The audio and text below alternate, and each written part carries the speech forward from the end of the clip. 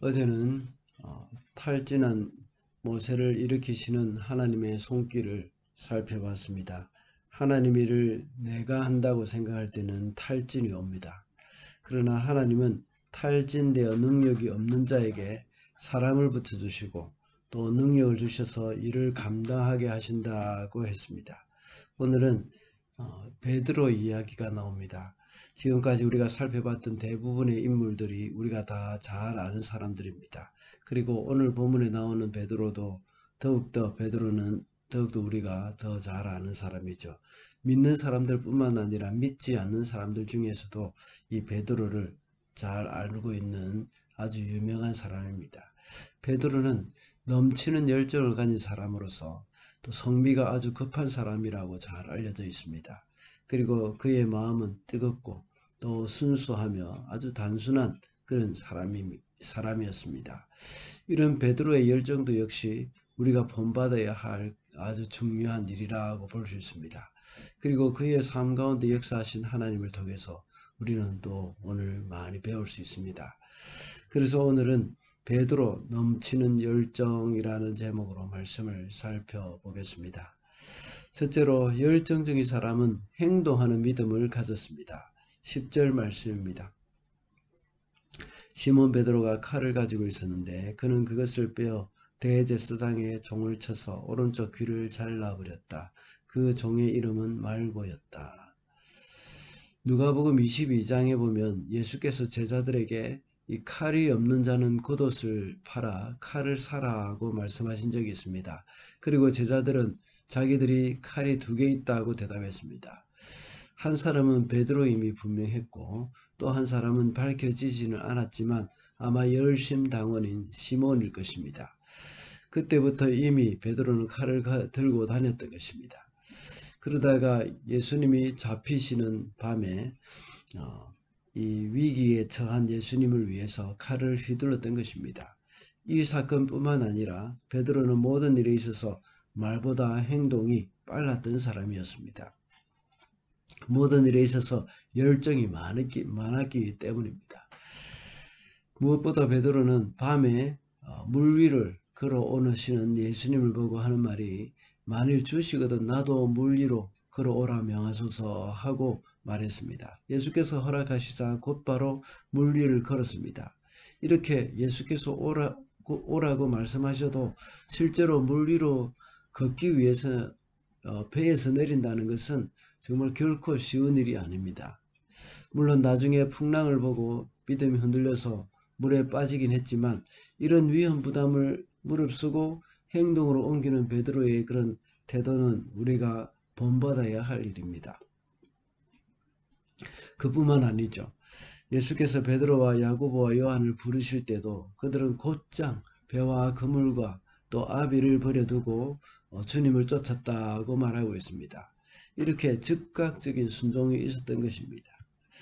오늘 본문에 나와 있는 말씀과 같이 예수께서 잡히셔서 또 법정에 서실 때에 다른 제자들은 모두 자취를 감춰버렸지만 베드로는 그 법정까지 따라갔습니다. 비록 그가 연약함이 있어서 예수님을 3번이나 부인하긴 했지만 거기까지 따라간 그 용기만 해도 정말 대단한 것입니다. 우리가 예수님을 믿는다고 할 때에 그 믿음이 행동으로 나타나야 하는 것입니다. 우리가 잘 아는 이야기가 있지 않습니까? 한 고개사가 나야가라 폭포 양쪽에 외줄을 묶어서 군중들에게 물었다고 하지 않습니까? 여러분, 제가 이 줄을 타고 이 나야가라 폭포를 건널 수 있을 줄로 믿습니까? 할 때에 모두가 예 하고 대답을 했습니다. 그렇다면 누가 제 등에 업혀서 건너실 분이 있습니까? 하고 묻자 아무도 없었습니다. 그때 한 꼬마가 대답을 했는데 바로 그 고개사의 아들이었다고 합니다. 이미 많이 알려진 이야기지만 우리는 예수님을 믿는다고 하지만 믿음의 행동은 하지 못할 때가 참 많습니다. 하나님이 나를 지켜두시고 보호하신다고 하지만 쉽게 행동으로 옮기지 못하는 이유가 무엇일까요? 믿는다고 하지만 여전히 의심을 하거나 올바로 믿지 않고 있기 때문입니다. 과거에 선교 한국이라는 집회가 2년에 한 번씩 계속 있었습니다. 그때 물론 지금도 있죠. 그때 많은 사람들이 선교사로 헌신을 하겠다고 다짐을 하고 작정을 하고 일어선 그런 사람들이 많이 있습니다. 그러나 실제로 선교사로 가는 사람들은 많지 않습니다. 그 이유는 행동하는 믿음이 없기 때문입니다.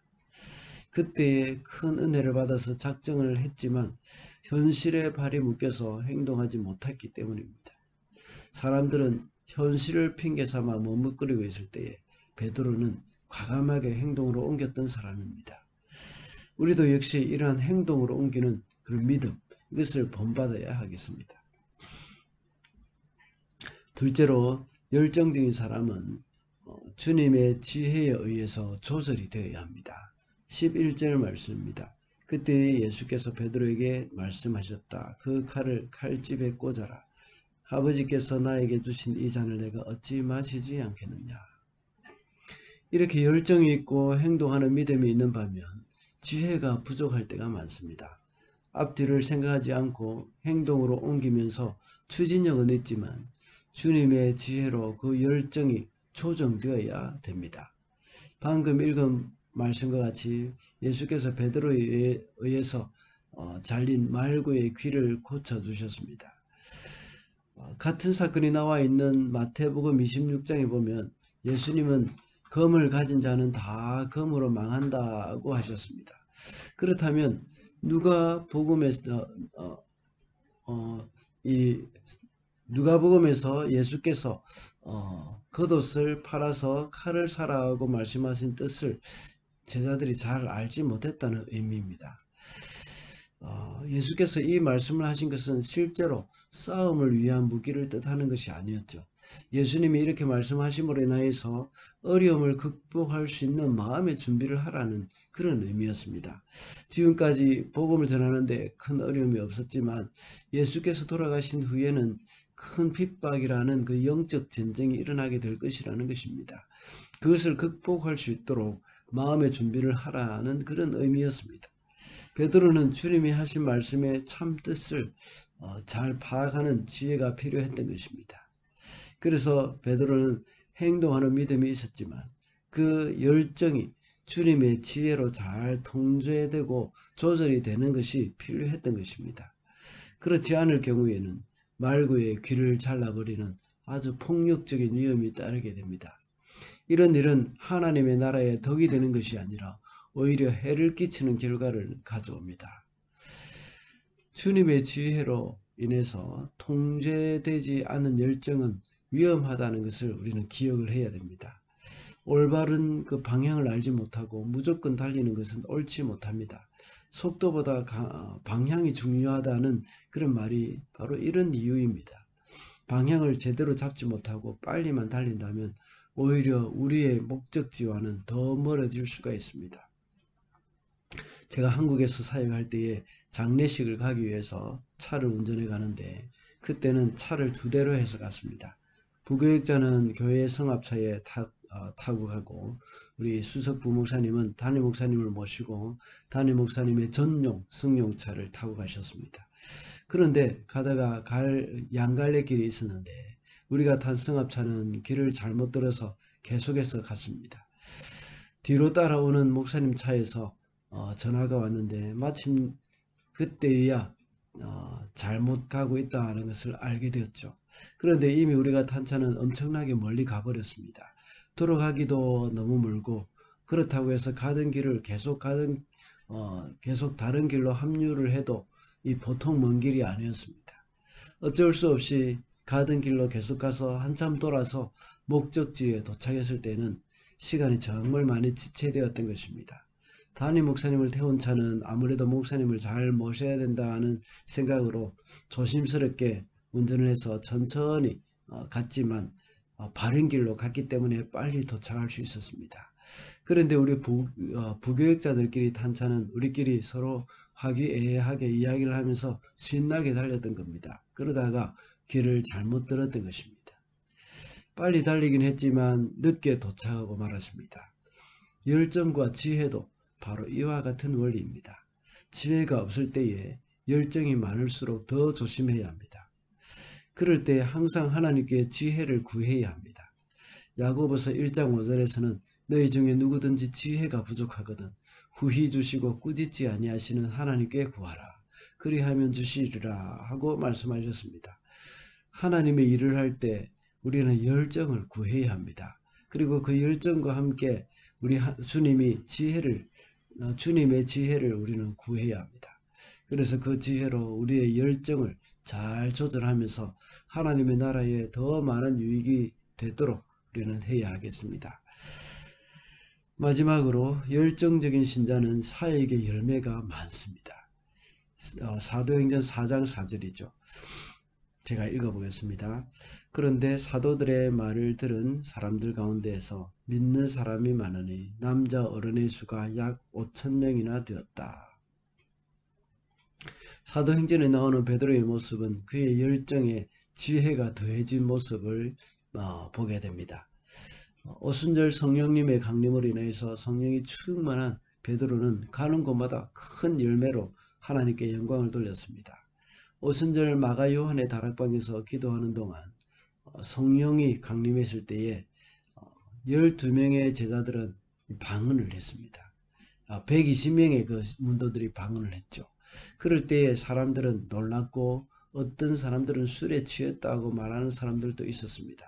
이때에 베드로가 일어나서 사람들에게 설교를 했습니다.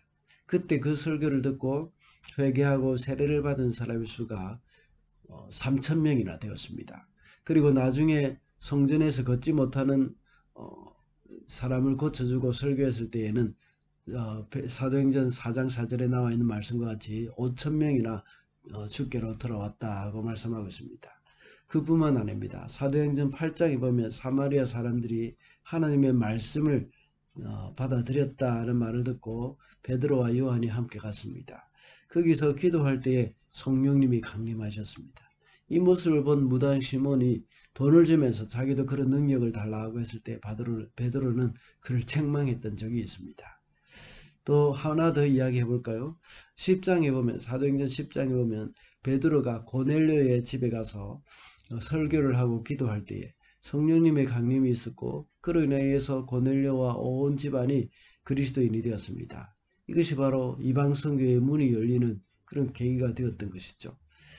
사도행전에 나오는 베드로의 사역을 볼 때에 큰 열매로 하나님께 영광 돌리는 그런 모습을 늘 보게 됩니다. 베드로는 지혜가 없이 인간적인 열정만 갖고 있을 때는 오늘 본문과 같이 여종 앞에서도 두려워해서 주님을 부인하고 말았습니다. 그리고 말구의 귀를 잘라버리는 그런 폭력적인 행동도 하게 되었습니다.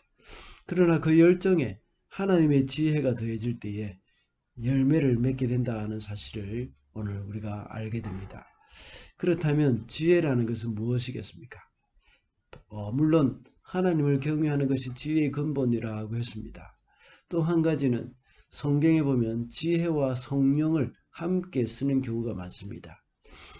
사도들이 7 집사를 선택할 때도 그 기준이 지혜와 성령이 충만한 사람이라고 했고 스데반이 설교할 때도 지혜와 성령으로 말했다고 기록하고 있습니다. 그리고 고린도 교회 편지에서도 성령으로 말미암아 지혜의 말씀을 주셨다고 나와 있습니다.